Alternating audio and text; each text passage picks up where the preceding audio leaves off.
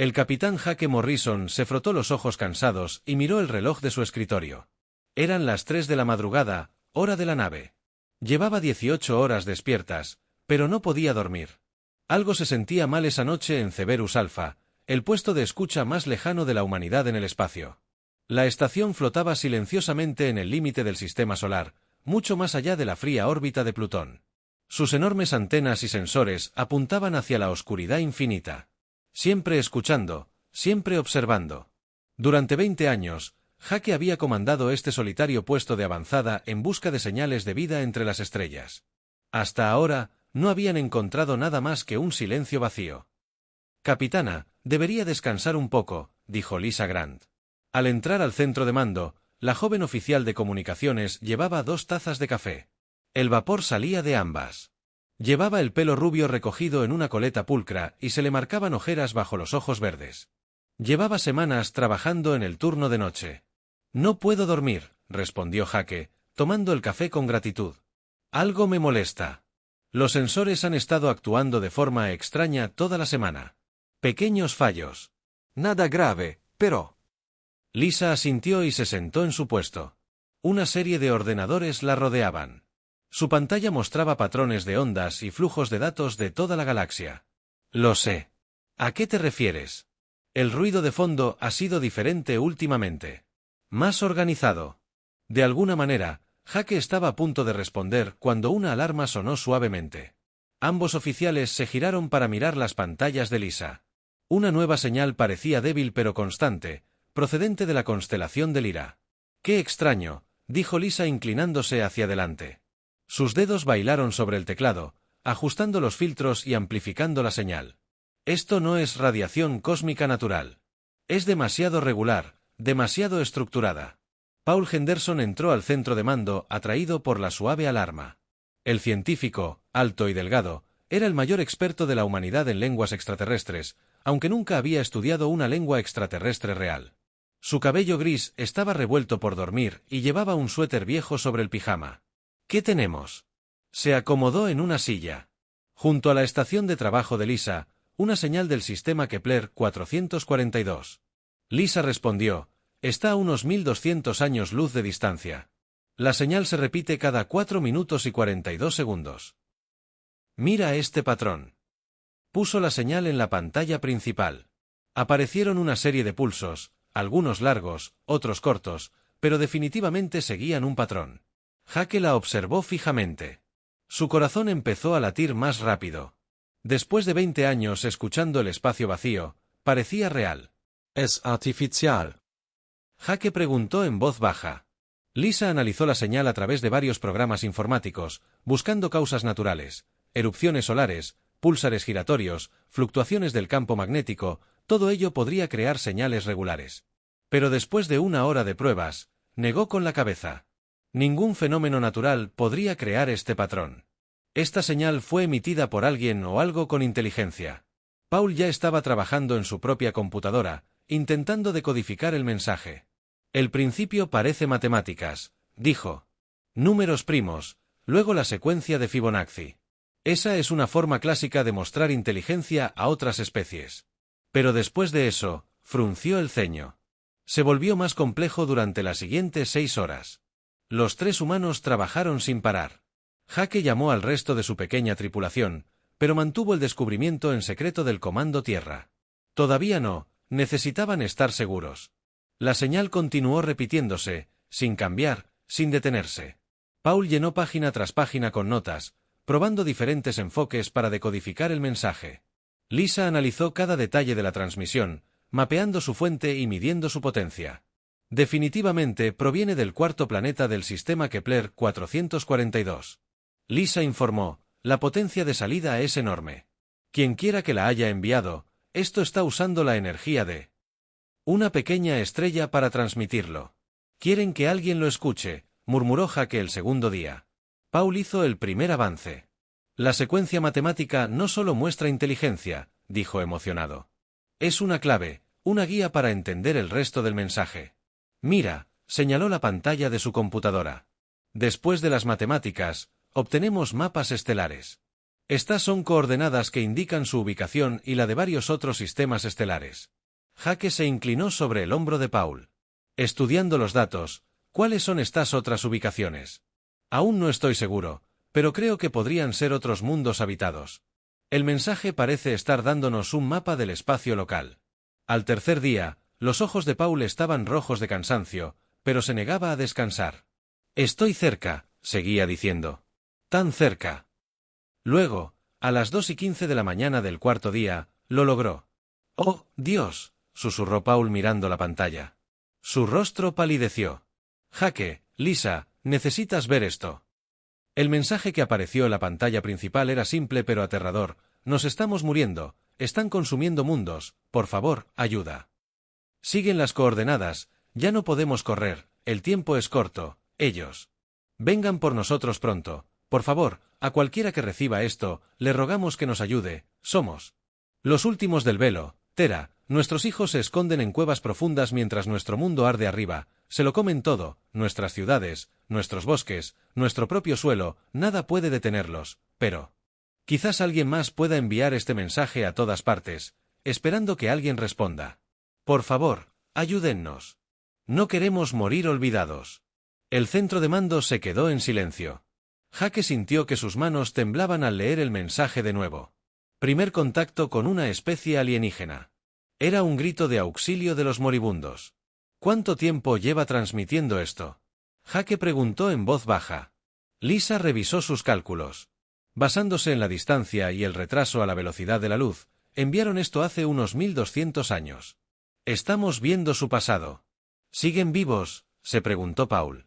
Lisa trabajó en sus computadoras durante varios minutos buscando nuevas señales del sistema Kepler 442. Detecto una señal mucho más débil de la misma ubicación. Sigue siendo el mismo mensaje, pero actualizado. Siguen transmitiendo. Siguen pidiendo ayuda. La señal se está debilitando, aunque la fuente de energía que estén usando está fallando. Se levantó lentamente. El peso de la decisión pesaba sobre sus hombros en sus 20 años. En esta estación, había soñado con este momento. Primer contacto con vida alienígena, pero no así. No es una súplica desesperada de una civilización moribunda. Caminó hacia su oficina privada y abrió un canal seguro con el comando tierra. El rostro del almirante Kate Sullivan apareció en la pantalla, con expresión preocupada por la inusual llamada matutina. Jake, ¿qué ocurre?, preguntó de inmediato. Almirante, necesito hablar con el Consejo de Defensa inmediatamente. Hemos recibido un mensaje de una civilización extraterrestre. Piden ayuda. La expresión del almirante Sullivan cambió de preocupación a conmoción y a determinación en segundos. Convocaré una sesión de emergencia en 1 hora. Envíenme todo lo que tengan. Mientras Jake preparaba el paquete de datos para la Tierra, miró las estrellas por la ventana de su oficina. En algún lugar, a 12.200 años luz de distancia, una especie alienígena luchaba por sobrevivir. Gritaba a través de la galaxia. Esperando que alguien respondiera, la humanidad tenía que decidir qué tipo de vecino quería ser. La almirante Kate Sullivan observó la pantalla holográfica que flotaba sobre la mesa de conferencias. El mensaje alienígena se reprodujo por 5ª vez. Sus palabras desesperadas resonaron en la sala de reuniones segura en las profundidades de Ginebra. Alrededor de la mesa estaban sentadas las personas más poderosas de la Tierra. El Consejo de Defensa, que decidiría la respuesta de la humanidad. Para el primer contacto, la señal es genuina. El Dr. Paul Henderson dijo desde su posición al final de la mesa que había sido traído a la Tierra inmediatamente después de decodificar el mensaje. Lo verificamos mediante todas las pruebas posibles. Esto es real. Comunicación extraterrestre y piden ayuda. El presidente Don Cooper, un hombre alto con cabello canoso y ojos preocupados, se inclinó hacia adelante. Dr. Henderson, en su opinión experta, ¿podría ser una trampa? ¿Una forma de atraernos al espacio? Paul negó con la cabeza firmemente. Señor, la complejidad matemática y el contenido emocional del mensaje serían imposibles de falsificar.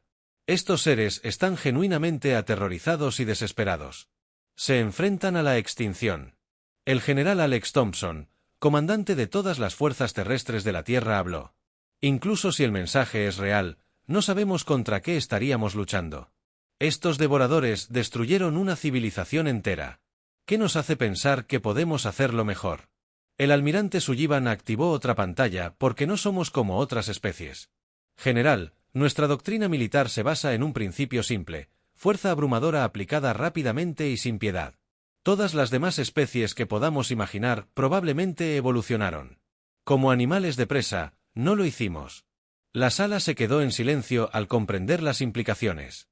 La humanidad había pasado toda su historia librando guerras, primero contra la naturaleza y luego entre sí. Habían convertido la guerra en una ciencia y luego en un arte. La logística por sí sola sería asombrosa. La secretaria de Defensa, María Rodríguez, dijo: Kepler 442 está a 12.200 años luz. Incluso con nuestras naves más rápidas, el viaje tomaría meses. Necesitaríamos suministros, municiones y combustible. Podemos hacerlo, respondió el almirante Sullivan con confianza. La Fuerza de Defensa Terran se ha estado preparando para la guerra interestelar durante 50 años. Tenemos las naves, las armas y las tripulaciones. Lo que necesitamos es voluntad política. El presidente Cooper se levantó y caminó hacia el gran ventanal con vistas a la ciudad de Ginebra. Brillaba bajo el sol de la tarde. Millones de personas seguían con sus vidas cotidianas, sin saber que la humanidad se encontraba en el umbral de la historia galáctica. Si nos vamos, dijo lentamente. Nos vamos, sin medias tintas, o salvamos a estos extraterrestres o no regresamos.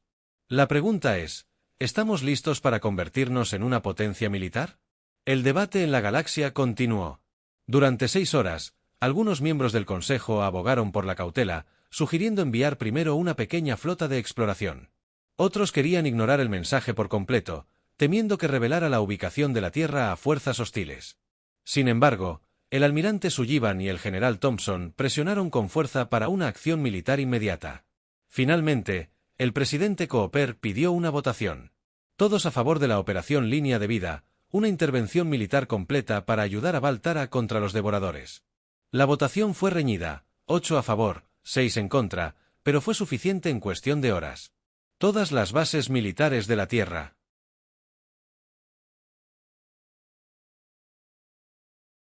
Rebosante de actividad, el almirante Sullivan activó la flota Terran Barf, la fuerza naval más poderosa de la humanidad. 150 naves de diversos tamaños comenzaron a prepararse para el despliegue militar más largo de la historia de la humanidad. El capitán Roy Blake recibió sus órdenes mientras comandaba maniobras de guerra cerca de Júpiter. Su nave, la TDF Vengeance, era el acorazado más grande de la humanidad, una nave masiva diseñada para luchar en inferioridad numérica y ganar. Con 2 kilómetros de largo y repleta de armas, la Vengeance podía destruir flotas enteras sin ayuda de nadie. A todos. Este es el anuncio del capitán Blake por el sistema de comunicación de la nave. Tenemos nuevas órdenes. Vamos a la guerra, pero no contra otros humanos. Ayudaremos a los extraterrestres que pidieron nuestra protección. Prepárense para un despliegue prolongado. La capitana Nina Foster comandaba la TDF Liberty, el portaaviones más nuevo de la humanidad. Su nave albergaba 300 cazas y 2.000 pilotos, todos entrenados para el combate en gravedad cero. Cuando recibió sus órdenes, inmediatamente comenzó a cargar munición y combustible adicionales. Para esto nos entrenamos, les dijo a sus pilotos durante la sesión informativa. Todo. Hemos aprendido sobre el combate espacial. Estamos a punto de poner a prueba a estos devoradores. Creen que pueden comer planetas y nadie los detendrá. Están a punto de descubrir que están equivocados. La movilización impresionó incluso a los líderes militares que la ordenaron. Soldados se presentaron al servicio desde todos los rincones de la Tierra. El coronel Steve Martínez lideró la primera división de Marines Terranos. 50.000 soldados estaban equipados con la armadura y las armas más avanzadas que la humanidad jamás había construido. Martínez se dirigió a su división reunida: vamos más lejos de casa que cualquier humano. Lucharemos contra enemigos que nunca hemos visto para salvar a personas que nunca hemos conocido. Pero eso es lo que hacen los marines. Luchamos por quienes no pueden luchar por sí mismos. La DRA. Amy Peterson, principal experta de la Tierra en vida extraterrestre, se unió a la flota a bordo del buque científico TDF Discovery. Su trabajo era estudiar lo que encontraran y ayudar a la humanidad a comprender a sus nuevos aliados alienígenas. Empacó todos los libros, computadoras e instrumentos científicos que pudo. Vamos a conocer a nuestra primera especie alienígena, le dijo a su equipo de investigación. Este podría ser el momento más importante en la historia de la humanidad. Debemos estar preparados para cualquier cosa. La flota se reunió en la estación Júpiter, el puerto espacial más grande de la humanidad. Las naves de suministro cargaron toneladas de munición, misiles nucleares, proyectiles cinéticos, armas láser y tecnologías experimentales nunca probadas en combate. Los reactores de la nave se llenaron con tanques de combustible. Las naves médicas abastecieron miles de camas para heridos. 8 meses después, la flota de guerra terrestre estaba lista. 150 naves transportaban a más de 200.000 humanos, soldados, marineros, pilotos, científicos, ingenieros y personal de apoyo. Era la fuerza militar más grande que la humanidad jamás había reunido. La almirante Sullivan se paró en el puente de su nave insignia, la TDF Retribution, y observó la flota reunida. Las naves se extendían hasta donde alcanzaba la vista. Todos se preparaban para saltar a una velocidad superior a la de la luz. Todas las naves. Esta es la almirante Sullivan. Ella transmitió a toda la flota: hoy comenzamos la primera guerra interestelar de la humanidad. No vamos como conquistadores, sino como protectores. En la oscuridad que se avecina, los extraterrestres mueren porque se atrevieron a pedir ayuda. No los dejaremos morir solos. El salto a FTL fue. Suavemente, 150 naves de guerra humanas desaparecieron del sistema solar terrestre, llevando fuego y muerte hacia un enemigo que nunca se había enfrentado a nada parecido. El viaje a Kepler 442 tomaría 8 meses.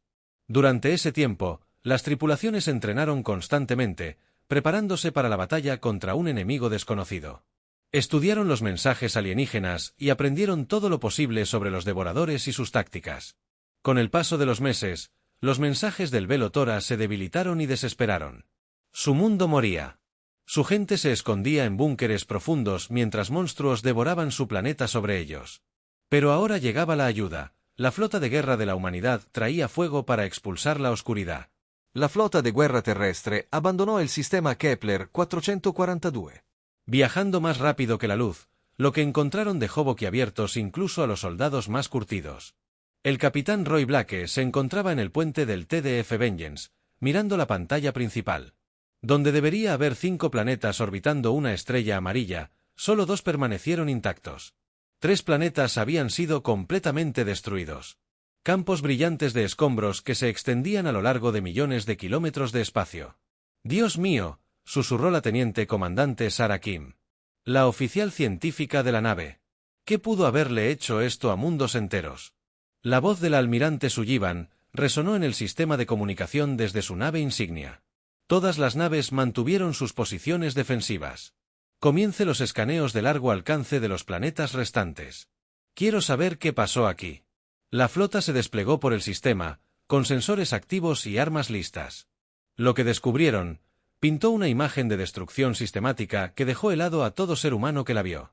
Los 3 planetas destruidos no habían explotado de forma natural, habían sido consumidos pieza por pieza. Su materia se convirtió en algo completamente distinto. La DRA. Amy Peterson trabajó frenéticamente a bordo del TDF Discovery, analizando los campos de escombros. Almirante, estas lecturas son imposibles. Informó que los planetas destruidos no solo fueron destruidos, sino devorados. Algo los desmembró. Molécula a molécula, el 4.º planeta del sistema mostraba enormes cicatrices en su superficie. Profundas fosas se extendían de polo a polo como si enormes máquinas hubieran excavado la corteza del planeta. Los océanos habían sido drenados, dejando solo cuencas vacías llenas de extrañas estructuras metálicas. Se detectaron signos de vida en el 5.º planeta.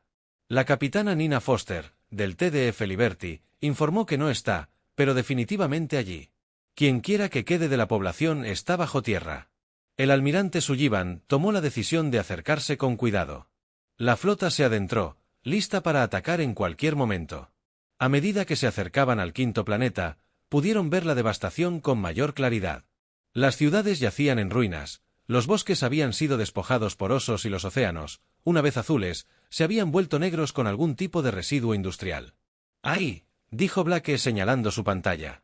«Complejos subterráneos, enormes. Ahí es donde están los supervivientes.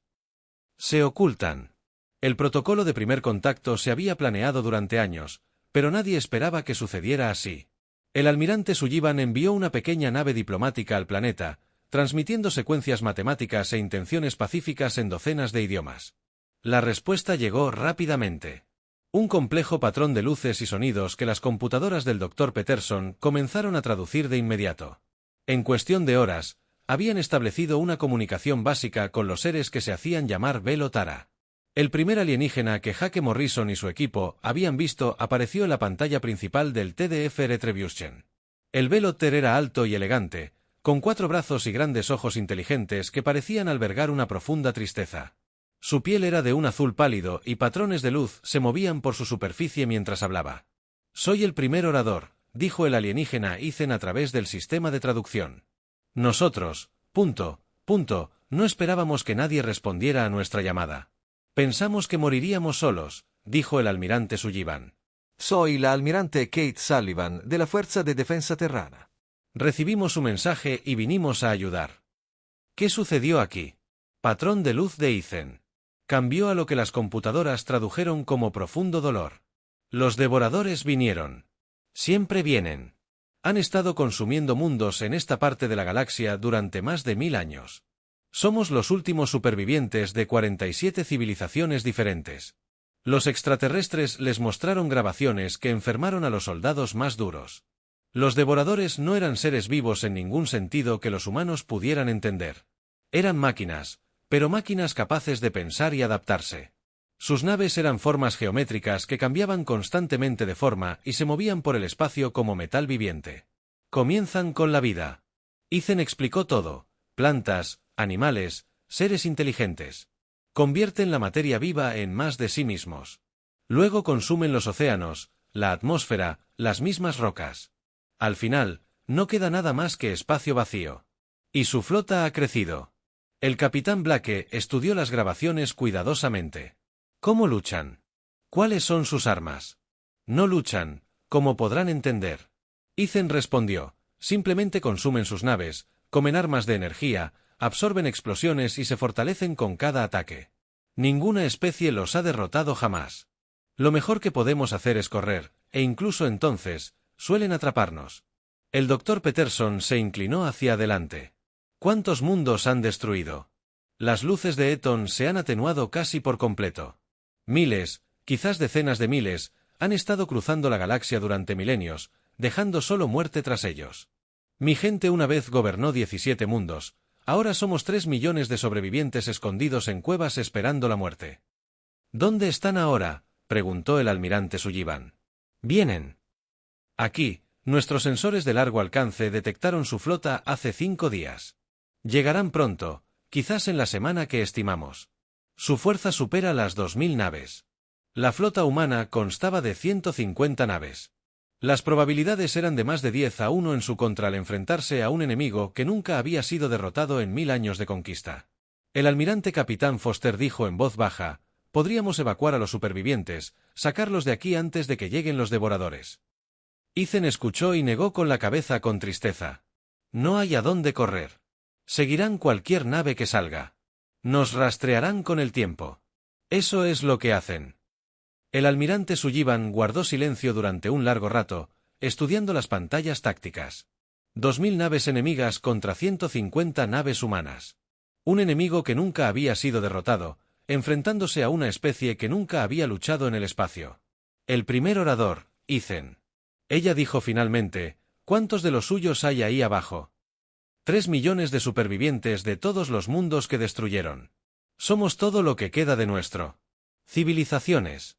Sullivan se giró para encarar a sus oficiales. No vinimos 1200 años luz para ver morir a la gente. Vinimos a luchar.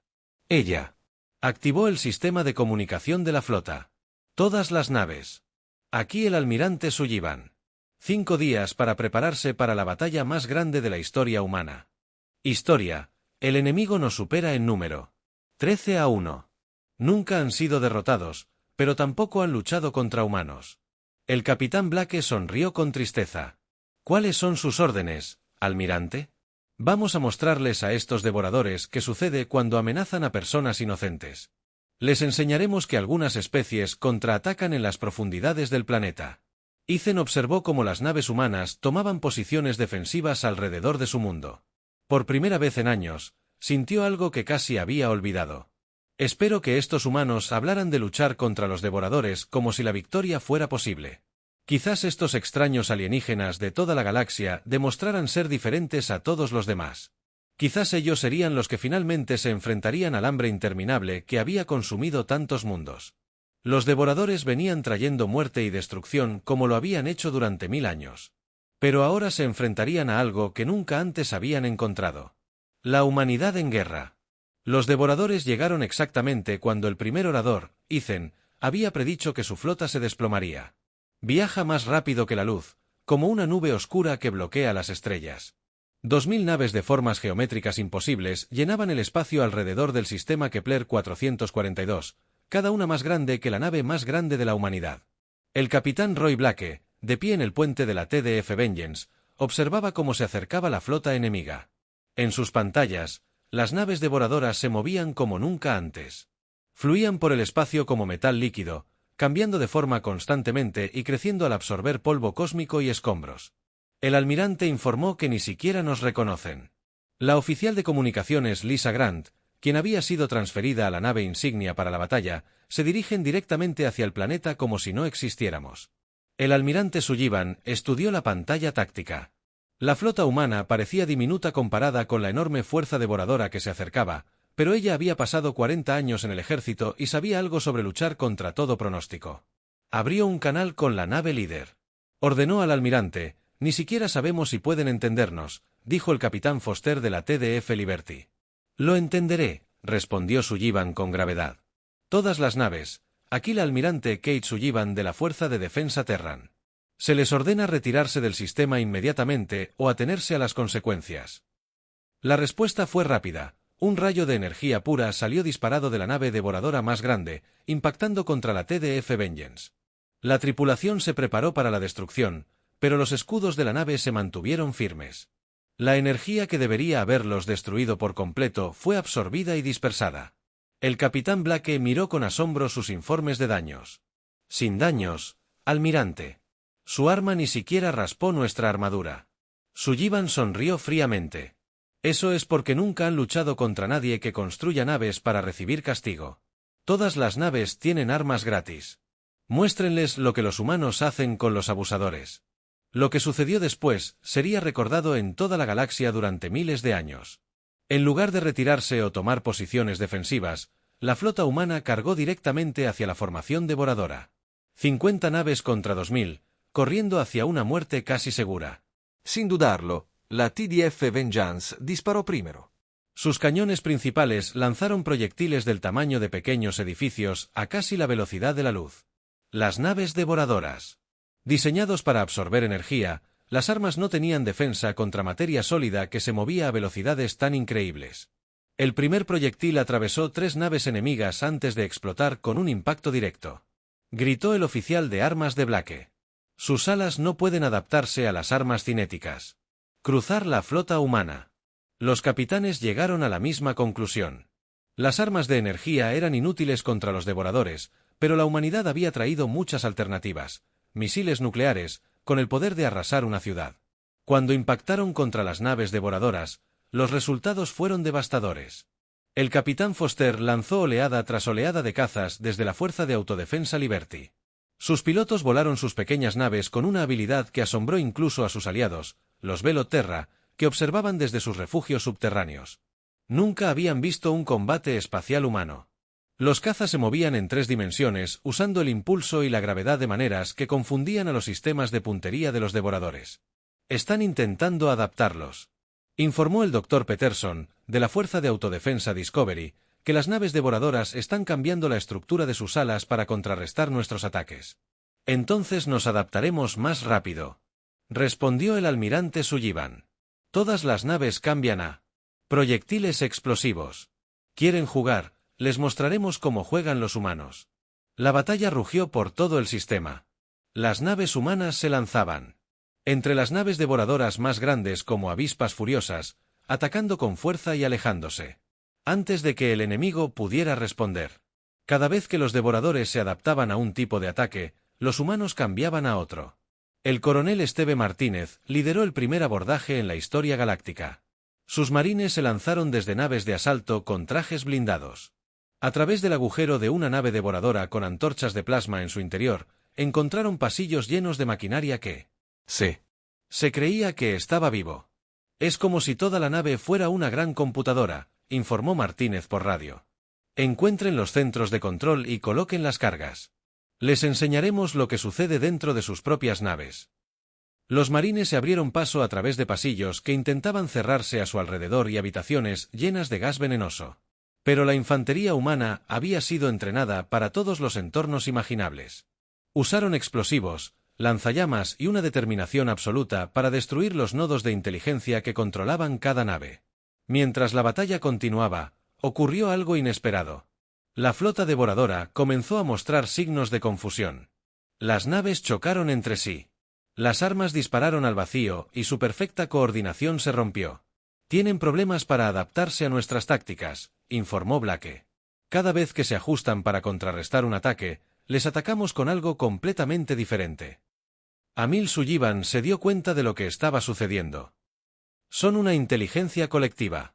Piensan como una sola mente, pero nosotros somos individuos. Cada capitán, cada piloto, cada marine toma sus propias decisiones.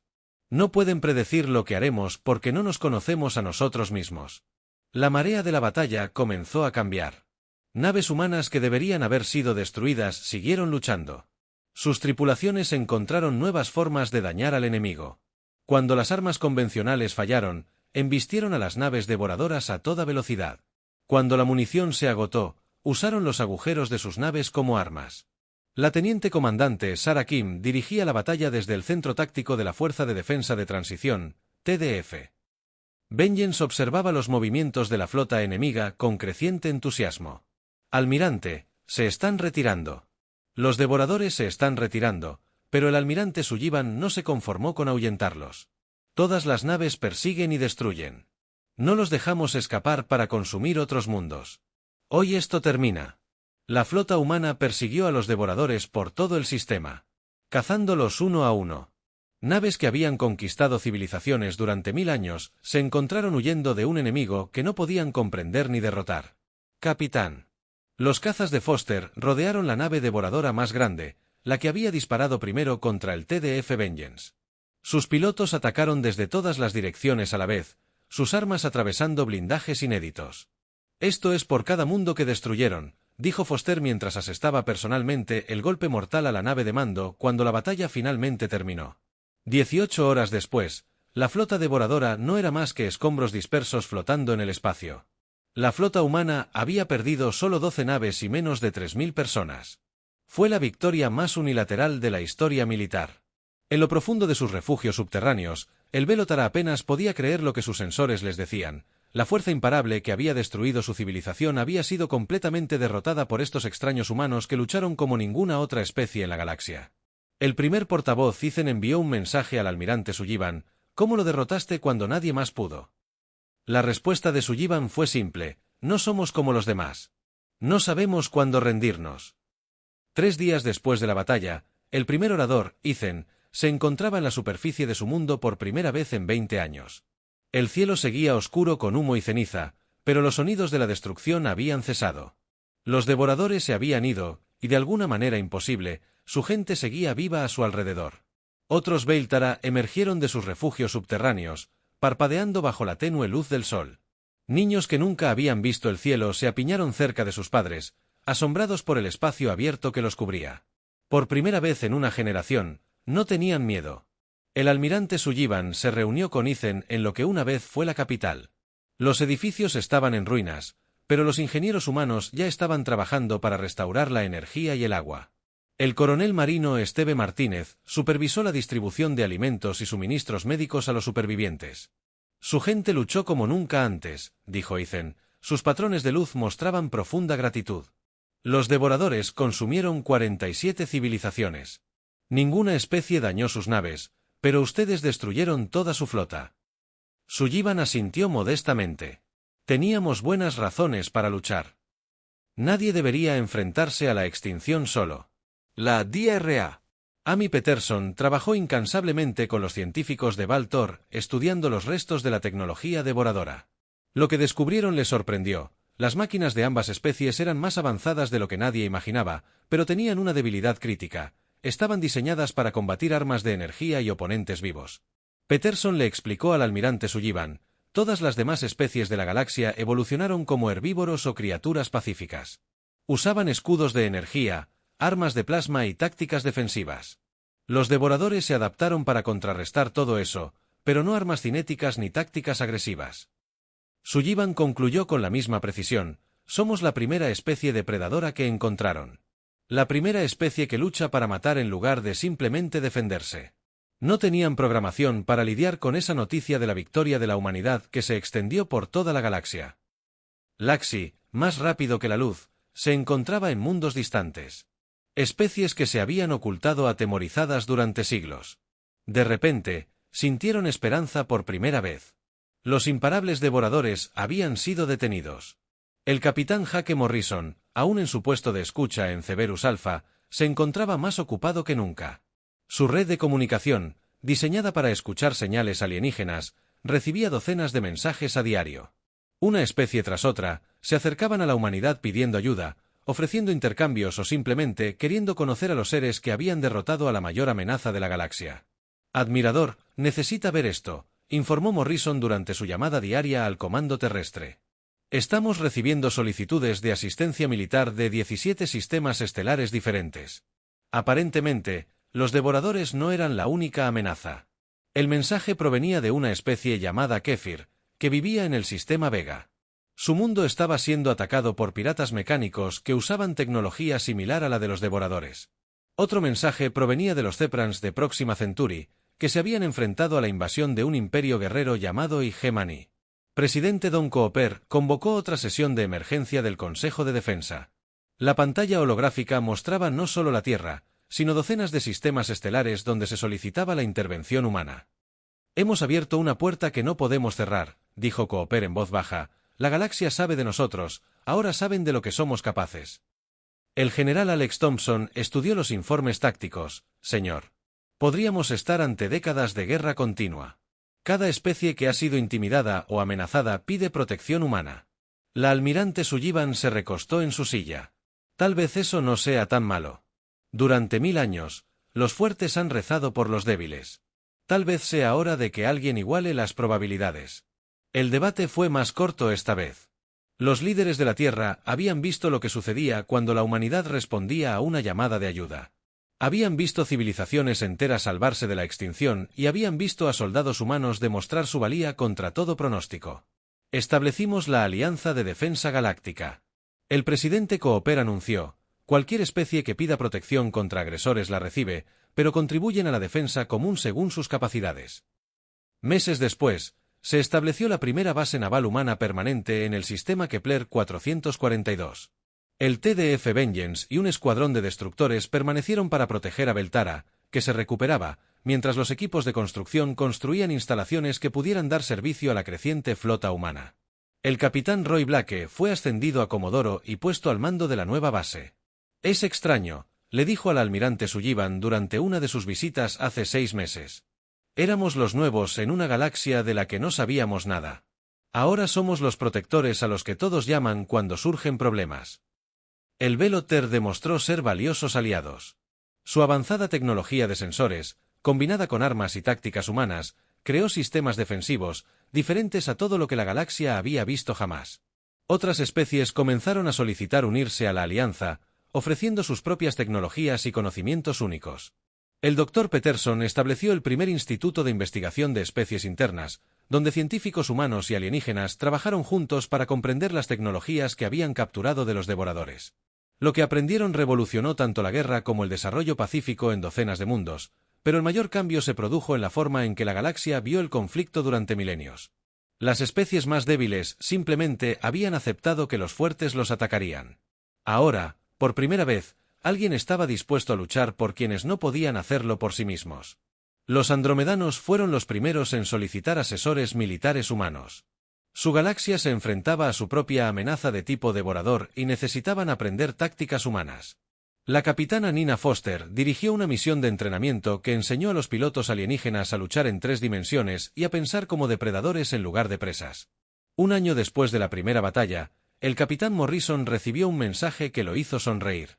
Provenía de una especie llamada el Colectivo Centuri, agradeciendo a la humanidad por destruir una fuerza de exploración devoradora que se dirigía hacia sus mundos.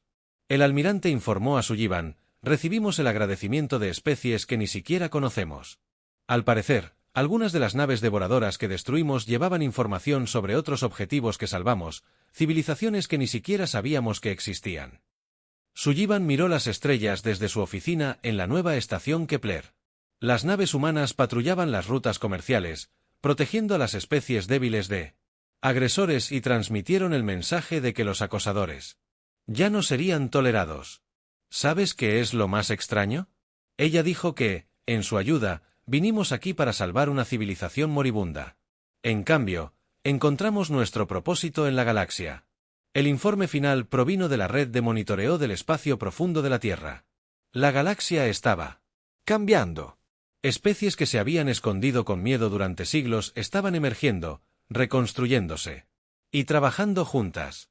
Las rutas comerciales que habían sido abandonadas debido a la piratería estaban reabriendo bajo protección humana. Y en lo más profundo del espacio, otras amenazas